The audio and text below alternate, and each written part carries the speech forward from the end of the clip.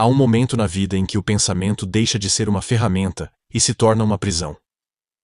É quando as ideias já não iluminam, mas nos encostam contra a parede da nossa própria consciência. Você já sentiu isso? Aquele instante em que pensar não resolve, mas só aprofunda o abismo? Pois é justamente aí que Émile Cioran sorri. E lhe entrega a chave, não para abrir a porta, mas para trancá-la de vez, e obrigá-lo a olhar para dentro.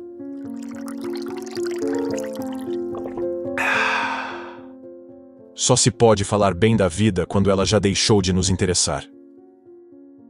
Émile Cioran, nascido na Romênia e mais tarde habitante das ruas silenciosas de Paris, não é um pensador que oferece abrigo. Ele não se apresenta como um guia espiritual disposto a levar o leitor pela mão até um refúgio seguro. Ao contrário, prefere empurrar para o centro da tempestade e obrigar a permanecer ali até compreender que não há promessa de céu depois do vendaval. Em O Crepúsculo do Pensamento, escreve com a lucidez de quem já atravessou todos os corredores da mente e descobriu que, ao final, não existe porta de saída. O pensamento é o inimigo da felicidade. Só uma vida inconsciente é suportável. Essa sentença é uma pedra atirada contra as convicções mais caras da cultura contemporânea, que idolatra a razão como se fosse uma divindade salvadora. É como se Cioran estivesse diante de um imenso público sedento por respostas, e em vez de oferecer uma fonte de água fresca, entregasse um cálice de sal. Há um propósito nisso: forçar o leitor a perceber que a sede é permanente, e que talvez a ilusão de saciá-la seja a mais cruel das mentiras.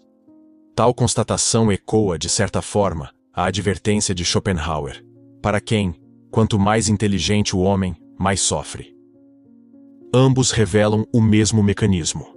O excesso de lucidez não abre portas, mas escancara precipícios. Ao longo do livro, Cioran constrói uma arquitetura verbal em que cada tijolo é colocado não para sustentar um edifício sólido, mas para mostrar as fissuras que atravessam a própria estrutura do pensar. Em um trecho lapidar, declara: "Não se pode viver senão ao preço de se ignorar, de se esquecer. A clareza é a ruína da alma." Esta afirmação é como um mapa invertido. Indica o caminho, mas para se perder e não para se encontrar. Na prática, questiona a convicção comum de que saber mais equivale a viver melhor. E aqui se insinua um paradoxo que Cioran explora com maestria. O pensamento, a ferramenta mais refinada da humanidade, converte-se em fonte de desassossego. Há quem insista que o raciocínio liberta, que o acúmulo de ideias abre horizontes. Porém, sob o olhar de Cioran, o que se abre é um horizonte demasiado vasto, impossível de habitar sem sentir vertigem. Tal percepção encontra paralelo em Nietzsche, que, ao refletir sobre o peso do conhecimento, advertiu: "Quando se olha longamente para o abismo olha de volta." O que diferencia Cioran é a recusa em recuar diante desse olhar de retorno. Ele prefere sustentá-lo até que o desconforto se torne natural. É inevitável imaginar o impacto disso no cotidiano. Basta lembrar da última vez em que uma reflexão profunda transformou algo que parecia simples em um labirinto insolúvel. Um gesto trivial, como acordar e preparar o café, pode ser suficiente para disparar um encadeamento de questões sobre o sentido de continuar, sobre a repetição infinita dos dias, sobre o que realmente se busca na continuidade das ações. Em O Crepúsculo do Pensamento, ele traduz esse mal-estar em frases que são quase punhais silenciosos. A vida se suporta na medida em que se ignora o que ela é. Esse tipo de afirmação não é feito para confortar. É para chocar, a ponto de arrancar o leitor da ilusão confortável de que tudo tem um propósito oculto, aguardando ser revelado. Cioran se coloca na contramão dos discursos motivacionais, afirmando que é justamente a falta de propósito que dá o tom verdadeiro da existência. A clareza, quando alcançada, não vem acompanhada de serenidade, mas de um peso existencial que nem todos conseguem carregar. Outro aspecto marcante na obra é a ironia com que trata a busca humana por sentido. Ao ridicularizar a tentativa de encaixar o caos em molduras lógicas, mostra que essa ambição é, em si, uma das maiores provas de nossa fragilidade. Ao leitor atento, fica claro que o autor não quer destruir a razão, mas mostrar seus limites. É como se dissesse: Avance até o ponto em que a lucidez se transforma em cegueira, e perceba que, dali em diante, já não é possível caminhar sem pagar um preço. E esse preço é alto. Exige abdicar do conforto que a ignorância oferece, abandonar as muletas emocionais que permitem seguir no automático. Por isso, sua filosofia não é popular, nem poderia ser. Ela exige maturidade para suportar o impacto de frases como esta. Não há dúvida, é preferível um instante de lucidez à eternidade na mentira. Mas esse instante custa-nos o mundo e a vida. Aqui, Cioran deixa claro que a verdade, se existir, não é um presente, mas um fardo. E talvez seja justamente essa constatação que afasta tantos de suas páginas. O que se revela, no fim, é uma espécie de convite velado. Não para abandonar o pensamento, mas para reconhecer que ele, como o sol no fim da tarde, tem seu próprio crepúsculo. Um momento em que a luz se dissipa e as sombras ganham contorno, e onde talvez se perceba que nem o dia nem a noite oferecem garantias. É nesse entardecer do raciocínio que Cioran habita, e convida o leitor a permanecer, não para encontrar respostas, mas para compreender o valor de viver entre perguntas. A lucidez em Cioran não é uma lâmpada que ilumina suavemente o quarto. É um clarão que cega, deixando a retina arder com o excesso de verdade. Há, em sua percepção, um ponto em que a razão se converte em algo próximo a um veneno lento, não letal o bastante para encerrar a vida, mas suficientemente corrosivo para dissolver as ilusões que a sustentam. E não é difícil compreender o que ele quer dizer. Quando a mente enxerga demais, as cores se desbotam, e o encanto que outrora revestia o cotidiano se dissipa como tinta sob a chuva. O que impressiona é o tom quase clínico com que ele descreve essa perda, como se examinasse o coração humano por dentro, enquanto este ainda pulsa. Não há piedade na constatação de que o excesso de análise nos transforma em exilados da própria vida. É como se um convidado entrasse numa festa, começasse a observar os detalhes, o papel de parede descascando, o som ligeiramente desafinado, os olhares vazios, e de repente, a música deixasse de fazer sentido. Esse convidado é o pensador excessivamente lúcido, e é exatamente isso que Cioran denuncia. A consciência plena não amplia o prazer de viver, apenas revela a fragilidade das paredes que nos cercam. Em O Crepúsculo do Pensamento, ele deixa escapar um suspiro convertido em sentença. O homem lúcido é uma monstruosidade. Um ser que carrega o fardo de sua própria lucidez como uma enfermidade incurável. Tal diagnóstico ecoa como um sino fúnebre, não por anunciar a morte, mas por recordar que o simples ato de compreender pode ser um peso tão insuportável quanto qualquer destino cruel. É por isso que sua filosofia não se dirige àquele que deseja ser mais sábio para conquistar paz. Para Cioran, esse tipo de paz não existe fora da mentira voluntária. Há uma espécie de ironia mordaz na maneira como ele coloca as coisas, quase zombando das tentativas humanas de encontrar harmonia. Imagine alguém que compra um telescópio para observar estrelas e, em vez disso, descobre crateras, poeira cósmica e a fria distância entre os astros. É assim que ele vê o pensamento. Não como um instrumento para embelezar o universo, mas para revelar a vastidão indiferente que sempre esteve ali. O humor aqui não é leveza, é um riso que nasce do desespero de perceber que não há nada de novo a ser descoberto, apenas a confirmação do vazio. Nietzsche já havia alertado sobre o perigo da verdade excessiva, mas Cioran ultrapassa essa linha com a serenidade de quem aceitou que não há retorno possível. Em um trecho que poderia servir de epitáfio para qualquer alma inquieta, escreve: "O saber é um luxo que se paga com lágrimas." E essas lágrimas não são dramáticas no sentido teatral, mas silenciosas, quase invisíveis, o tipo de tristeza que se instala devagar, enquanto se lê um livro, ou se observa uma folha caindo sem motivo aparente. Talvez por isso sua obra provoque um desconforto tão particular. Não é o choque de uma revelação abrupta, mas a lenta constatação de que o edifício das certezas se desfaz grão por grão. Resta apenas aceitar que, uma vez atravessado o limiar dessa lucidez, não se volta mais à terra firme da ingenuidade. Não há como desver o que foi visto, assim como não há como desouvir uma frase que perfurou silenciosamente a própria percepção do mundo. Ainda assim, Cioran não prega a fuga. Sua voz é mais próxima de um convite para que se permaneça nesse território árido, mesmo que os ventos da dúvida sejam inclementes. É como se dissesse: Já que não há como escapar, que se dance, ainda que com passos trôpegos na beira do precipício. E, em uma de suas passagens mais agudas, reafirma: viver é suportar o insuportável, não por heroísmo, mas por não se saber o que fazer com o resto. Aqui, o sarcasmo é tão fino que quase se confunde com resignação. No fundo, a ironia de Cioran é essa: desmontar a crença de que a razão, ao se expandir, constrói pontes. Para ele, a razão expande o deserto. E diante dessa vastidão, resta a cada um decidir se atravessa a areia com passos firmes, ou se deita à espera da tempestade.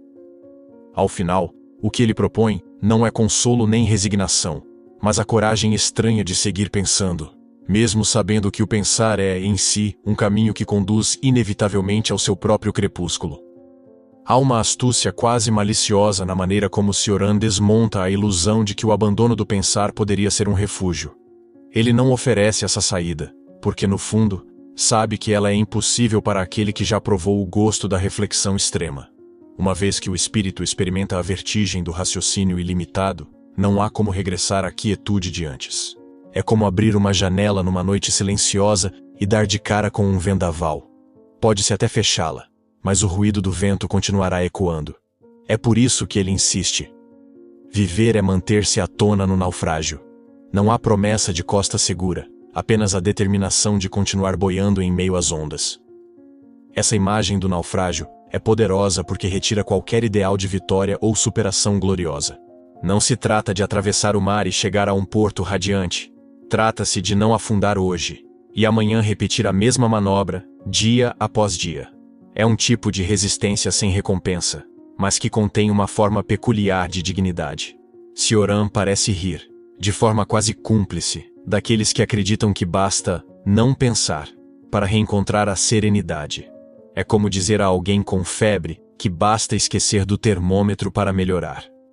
Essa recusa em oferecer soluções se transforma em um estilo próprio de confrontar o leitor. Ele escreve: não há salvação fora da consciência do próprio abismo, e não há consciência sem dor. A sentença é seca, mas revela algo que muitos evitam admitir. Não há libertação completa, e a tentativa de encontrá-la pode ser apenas mais uma forma de fuga. Aqui, o humor cioraniano surge como uma piscadela amarga, a ideia de que, se tudo é naufrágio, pelo menos é possível escolher a boia que mais agrade. Essa forma de olhar para a condição humana ressoa como um antídoto contra a mania contemporânea de transformar cada crise em um degrau para o sucesso. O pensamento de Cioran não se presta a esse tipo de narrativa edificante. Para ele, enfrentar o vazio não é um estágio para algo melhor, é um destino em si. Quando afirma que a lucidez é a ferida aberta que jamais cicatriza, está revelando que o verdadeiro enfrentamento não produz medalhas, mas apenas mais consciência. E essa consciência, longe de ser um prêmio, é um peso que se carrega por toda a vida. Essa sinceridade sem a dor nos torna sua obra desconfortável. Quem busca consolo pode se irritar com a ausência de um final otimista. Mas quem busca autenticidade encontra, no tom direto de Cioran, um raro gesto de honestidade intelectual. É como conversar com alguém que, em vez de oferecer um guarda-chuva durante a tempestade, olha para a chuva e diz: ela não vai parar, melhor aprender a gostar de se molhar. Pode soar cruel, mas é mais verdadeiro do que prometer que o sol sairá em 5 minutos. O curioso é que, apesar da densidade de suas ideias, há uma espécie de alívio em sua franqueza. A aceitação de que não existe solução definitiva para o sofrimento mental liberta do fardo de estar sempre em busca dela. Essa é uma libertação paradoxal. Solta-se o peso da esperança ilusória, mas permanece o peso da vida em si. Em uma de suas passagens mais pungentes, ele escreve: a vida não se explica. Sobrevive-se a ela. Não há esforço de ornamentar o pensamento. Há apenas a constatação nua e crua, quase como uma lei física. Ao leitor atento, essa perspectiva pode soar como um convite para abandonar a corrida pela resposta final e aprender a caminhar em círculos, não como um fracasso, mas como um modo legítimo de existir. Há nisso um toque de humor sombrio, pois implica admitir que o mapa sempre nos trará de volta ao ponto de partida, e que talvez o único truque seja aprender novos passos para a mesma volta. No fim, a insistência de Cioran em que se encare o naufrágio não é mero pessimismo. É uma aposta na coragem de permanecer, mesmo quando o mar se agita sem trégua. Essa coragem não vem de uma certeza futura, mas da decisão diária de não abandonar a superfície. É nesse esforço silencioso, quase imperceptível, que reside o que ele poderia chamar de verdadeira resistência. Não contra a morte, mas contra o esquecimento de que se está vivo, mesmo que apenas flutuando. Há, nas páginas de O Crepúsculo do Pensamento, uma recusa deliberada em transformar o desconforto em mercadoria otimista. Cioran não alimenta a expectativa de que, ao fim da jornada intelectual, haja um prado verdejante aguardando o viajante. Ele prefere revelar que, muitas vezes, o caminho termina onde começou, em um terreno árido, onde a única colheita possível é a consciência da própria esterilidade. Só se suporta a vida quando se ignora o que ela é, sentencia, num tom que mais parece um murmúrio dirigido a quem ainda insiste em procurar garantias no caos. Essa postura é um golpe direto contra a tendência humana de buscar sentido a qualquer custo. O romeno expõe o ridículo dessa busca com a frieza de um cientista descrevendo o comportamento de uma criatura em laboratório. Não há malícia, apenas a clareza de quem já desmontou as engrenagens da esperança e descobriu que ela se move, não por força de uma verdade intrínseca, mas pelo medo de encarar o silêncio absoluto. É como observar alguém regando um vaso sem perceber que a planta já morreu há tempos, e ainda se orgulhar da disciplina de regá-la. Aquele que compreendeu, não tem mais nada a fazer, salvo sustentar-se contra o vazio. A frase não é apenas uma constatação, mas uma provocação. Ela sugere que o verdadeiro desafio não está em encontrar respostas, e sim em suportar a ausência delas. Não se trata de um heroísmo romântico. É uma resistência silenciosa, quase doméstica, como a rotina de quem continua fazendo o jantar, mesmo sabendo que o apetite se foi. Imagine uma pessoa que, ao perder o ônibus, em vez de se irritar, decide sentar no ponto e passar o dia observando a rua, não por resignação, mas porque percebe que não há pressa para chegar a lugar algum. É esse desprendimento paradoxal que ele oferece, não como solução, mas como alternativa ao desespero ativo que consome tantos. Ao longo do livro, há uma insistência em desmontar as ilusões que sustentam a normalidade. Cioran não está interessado em preservar a fachada. Ele prefere mostrar as rachaduras, mesmo que isso desagrade. Não há equilíbrio na vida. Há apenas a arte de oscilar sem tombar. Essa ideia, tão simples e tão desconfortável, desmonta a fantasia de estabilidade que orienta boa parte das decisões humanas. A oscilação é inevitável, e o esforço para negá-la só aumenta o peso da queda quando ela vem. Essa visão não é puramente destrutiva. Há nela um convite à honestidade com a própria condição. Ao abandonar a pretensão de uma estabilidade definitiva, abre-se espaço para lidar com a vida de forma mais flexível, ainda que isso signifique aceitar o improviso constante. Aqui, o sarcasmo se manifesta como um gesto de lucidez. Se a dança nunca terá uma coreografia fixa, talvez seja melhor aprender a rir dos tropeços. Cioran não poupa nem mesmo a intelectualidade excessiva. Ele ironiza aqueles que se enredam em teorias e sistemas como se estivessem construindo um palácio, sem perceber que o terreno é movediço.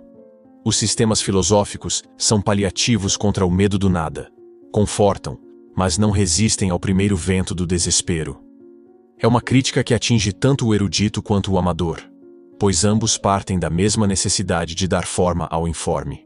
A força de sua escrita está em assumir o nada como dado irrevogável e, a partir dele, propor um convívio possível.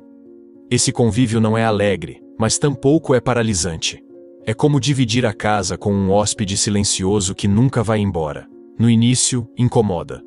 Depois, torna-se parte da paisagem. E quem sabe, até inspira uma estranha camaradagem. Ao final, o que se percebe é que sua filosofia não busca reformar o mundo, nem reformar o indivíduo. O que propõe é um pacto de sinceridade com a realidade tal como ela se apresenta, sem disfarces e sem a anestesia das promessas fáceis. Esse pacto, embora pareça sombrio, contém uma liberdade rara, a de não precisar fingir. Cioran não oferece um manual para escapar, mas um lembrete persistente de que permanecer é, em si, um ato de insubmissão ao desespero. Em O Crepúsculo do Pensamento, Cioran conduz a reflexão para um ponto em que a própria busca por sentido se desfaz, como uma corda que se parte lentamente sob o peso que carrega. Ele não se contenta em apontar a inconsistência dos sistemas, vai além, extraindo deles a última gota de pretensão e mostrando que, ao final, resta apenas o contato cru com a experiência de existir. A vida começa onde termina a ilusão, afirma, com a tranquilidade de quem já não teme a ausência de chão. Essa ausência, longe de ser um convite à desistência, é, paradoxalmente, um espaço onde é possível respirar sem os constrangimentos de narrativas fabricadas. A revelação que se insinua nas entrelinhas não é entregue como um presente, mas como um fardo que exige disposição para ser carregado. Para Cioran, a vida, quando despida das suas justificativas artificiais, se apresenta na forma de um vazio que não precisa ser preenchido. A cada tentativa de explicar o mundo, traímos o mundo. Essa frase ecoa como um aviso contra a compulsão de organizar a realidade em molduras confortáveis. É como tentar aprisionar o vento dentro de um pote. A tentativa é inútil, mas mesmo assim muitos passam a vida nesse esforço. Em sua prosa, há sempre um tom de cumplicidade amarga, como se conversasse com alguém que já suspeita da verdade, mas ainda hesita em assumi-la por completo. Essa cumplicidade não suaviza o peso do que é dito, mas o torna mais suportável, como um amigo que conta a má notícia sem drama, apenas com um suspiro e um meio sorriso. Ao reconhecer que o sentido último não existe, Cioran convida a viver como quem assiste a uma peça de teatro, sabendo que o roteiro não foi escrito. E se foi, ninguém se deu ao trabalho de decorá-lo. O humor, quando surge, é discreto e certeiro. Ele ironiza a pressa com que se tenta resolver dilemas existenciais, comparando-a à ansiedade de quem mexe no forno a cada 2 minutos para ver se o bolo está pronto, sem perceber que o bolo sequer foi colocado para assar. Essa observação não é uma piada gratuita. É uma forma de expor o absurdo da impaciência em relação a questões que, por sua natureza, não têm desfecho. Ao revisitar passagens densas, é possível perceber como a clareza com que descreve o desamparo humano chega a ser desconcertante. Se tivéssemos consciência plena do que somos, a vida se tornaria insustentável. Aqui, não há espaço para interpretações suaves. O diagnóstico é direto e dispensa rodeios. Não se trata de buscar uma anestesia para continuar, mas de aprender a existir mesmo sabendo da precariedade que nos constitui. Essa aprendizagem, para Cioran, não é uma vitória, mas uma forma de coexistência com a própria finitude. Ele não enfeita a aceitação. Descreve-a como um estado que se atinge não por iluminação, mas por exaustão das tentativas de fuga. Há algo de libertador nesse cansaço, como quando alguém desiste de remar contra a corrente e, finalmente, deixa-se levar pela água. Não porque confie no destino, mas porque entende que lutar contra ele já não faz sentido. Ao longo da obra, surgem imagens que reforçam essa visão. A vida como um crepúsculo constante, um intervalo prolongado entre 2 extremos que jamais se encontram. O pensamento não leva à verdade, mas à dissolução de todas as verdades. Essa frase não é apenas um diagnóstico, mas um convite para observar, sem pânico, a desconstrução inevitável de tudo o que parecia sólido.